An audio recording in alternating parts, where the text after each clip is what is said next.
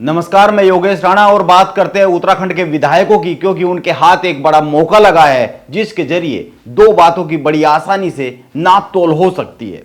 विधायकों के जरिए जो मौका लगा है, हाथ जो मौका लगा है, एक उत्तराखंड के विधायकों में उत्तराखंड के विकास को लेकर कितना जज्बा है, कितनी सोच है और कितना वो विजन रखते हैं, यह पता लग सकता है। और दूसरा, सरकार के सिस्टम में कितना दम है, उत्तराखंड सरकार के विकास की योजनाओं और उत्तराखंड की जनता के भले के कामों को जमीन पर हकीकत के करीब पहुंचाने में सरकार का सिस्टम कितना तेजी से काम कर सकता है। इन दोनों का पता बहुत ही आसानी से इस योजना से लग सकता है। मैं बात कर रहा हूं पुष्कर सिंह धामी की उस चिट्ठी की जो उन्होंने उत्तराखंड के सभी 70 विधायकों के नाम पर लिखी है और जिसमें उत्तराखंड के प्रत्येक विधायक से 10-10 कामों के प्रस्ताव मांगे गए हैं। इस पर बहुत सी बातें करने से पहले कुछ बिंदुओं पर गौर किया जाना चाहिए।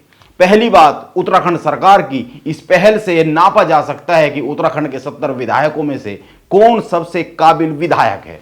आप ध्यान दीजिए, मुख्यमंत्री पुष्कर सिंह धामी ने उत्तराखंड के सारे विधायकों से 10-10 कामों के प्रस्ताव मांगे हैं। ये 10 काम के प्रस्ताव इन विधायकों को अपने अपने विधानसभा क्षेत्र से संबंधित देने हैं। हालांकि मुख्यमंत्री पुष्कर सिंह धामी के इस प्रस्ताव पर कांग्रेस के विधायकों का एक रिएक्शन आया है, जिस पर बात कर ही लेंगे। लेकिन पहले गौर करने की जरूरत है कि इस समय उत्तराखंड में भाजपा के 47, कांग्रेस के 19, बसपा के 2 विधायक है, इसके अलावा 2 निर्दलीय विधायक है। इस तरह से जो 70 विधायक है उत्तराखंड के विधानसभा सदन में, जब ये अपने अपने हिस्से के प्रस्ताव सरकार को सौंप देंगे तो मुख्यमंत्री 3 काम जरूर करें।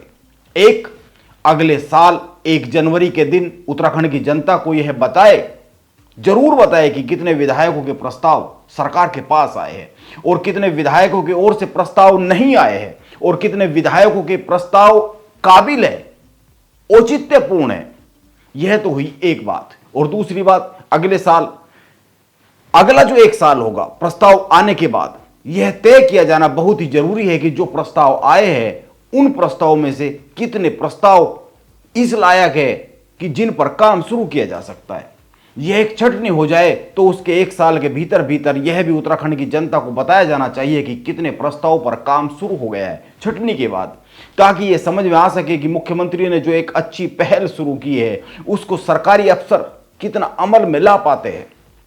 इसके साथ ही उत्तराखंड की जनता की समस्याओं और जरूरतों को ध्यान में रखकर एक पैनल गठित किया जाना बहुत जरूरी है और यह पैनल विधायकों के प्रस्ताव को लेकर यह तय करे कि जो 10 सबसे अच्छे प्रस्ताव आए हैं वो जो सामने आए हैं और वो किन किन विधायकों के हैं जिन्होंने वो प्रस्ताव पेश किए, यानी कि 10 सबसे अच्छे प्रस्ताव निकाले जाए और यह बताया जाए कि ये 10 सबसे काबिल दिखते हुए विधायक हैं।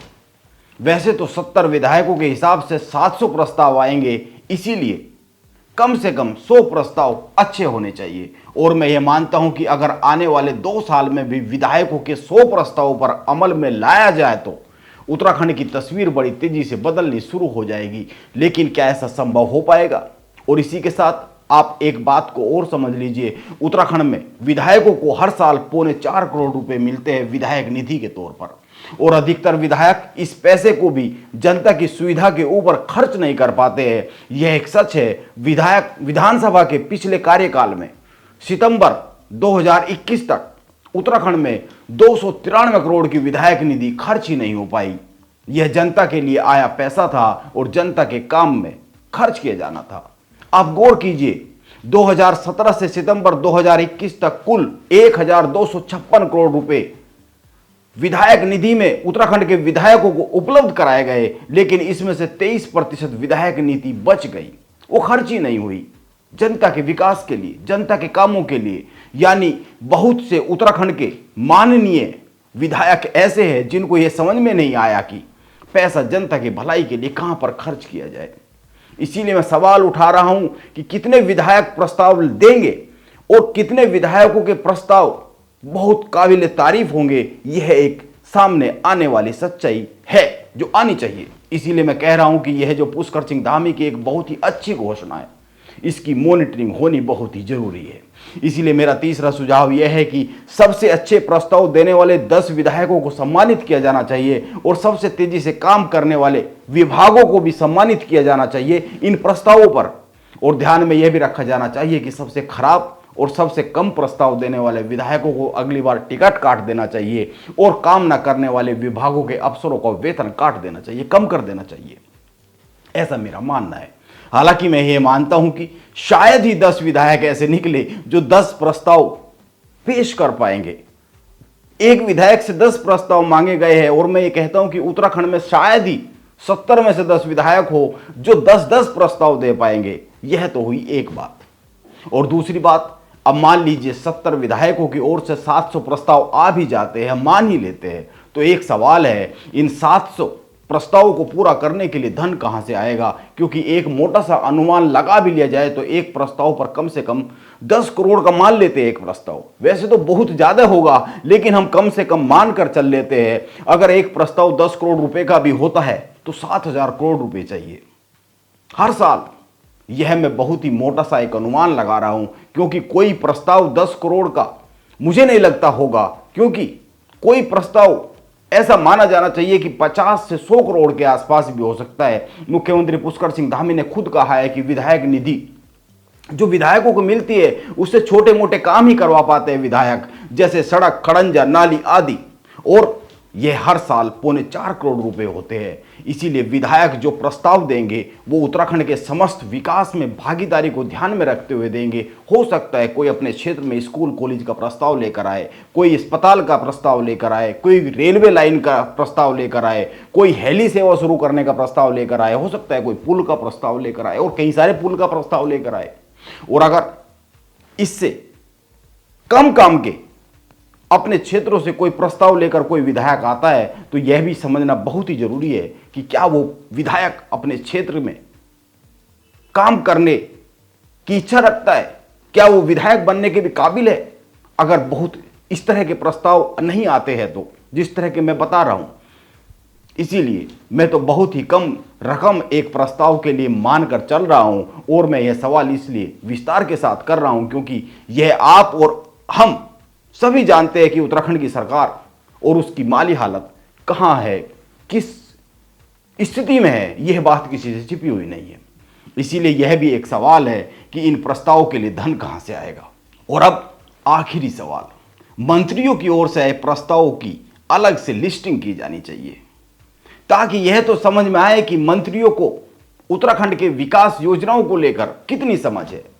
यह उनके प्रस्ताव खुद ब खुद समझा देंगे। इसीलिए मंत्रियों की तरफ से आए हुए प्रस्ताव की अलग से सूची बनकर जनता को समझानी चाहिए। वैसे जैसा कि मैं कह रहा था कि कांग्रेस के विधायकों की मुख्यमंत्री पुष्कर सिंह धामी की इस पहल पर एक प्रतिक्रिया आई है।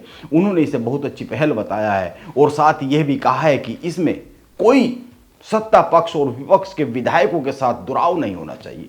ये आरोप लगते रहते हैं हर सरकार में, हर राज्य की सरकार में, केंद्र की सरकार में सांसदों को लेकर कि जो विपक्ष के जनप्रतिनिधि होते हैं उनकी तरफ सरकार ध्यान नहीं देती है, उनकी बातें सुनी नहीं जाती है। हालांकि यह बात मुख्यमंत्री पुष्कर सिंह धामी पहले ही कह चुके हैं। उन्होंने कहा है कि विपक्ष के विधायकों के पास विधायक निधि के अलावा अपने क्षेत्र में काम करने के लिए बहुत से विकल्प नहीं होते, इसीलिए यह अच्छा विकल्प हो सकते हैं, यह उन्होंने कहा है। इसीलिए देखना होगा कि कितने विधायक 10-10 प्रस्ताव के साथ मैदान में आते हैं और कितनों के प्रस्ताव पास होने लायक होते हैं, और जो पास होते हैं, जो पास होने लायक होते हैं, उनको जमीन पर अफसर कितना उतार पाते हैं। यह बहुत ही ध्यान में रखने वाली बात होगी। हालांकि मैं व्यक्तिगत तौर पर मुख्यमंत्री की इस योजना की तारीफ करता हूं। उत्तराखंड की तरक्की का पहिया चलता रहना चाहिए, किसी भी तरीके से चले। यह एक अच्छी पहल है और विधायकों को सीधे विकास में इन्वॉल्व रहना चाहिए, क्योंकि जनता उनसे सवाल करती है और वो जनता के प्रतिनिधि होते हैं। इसीलिए यह एक अच्छी योजना है और यह अमल में लानी चाहिए, जमीन पर उतरनी चाहिए। नमस्कार, आप बने रहे मेरे साथ।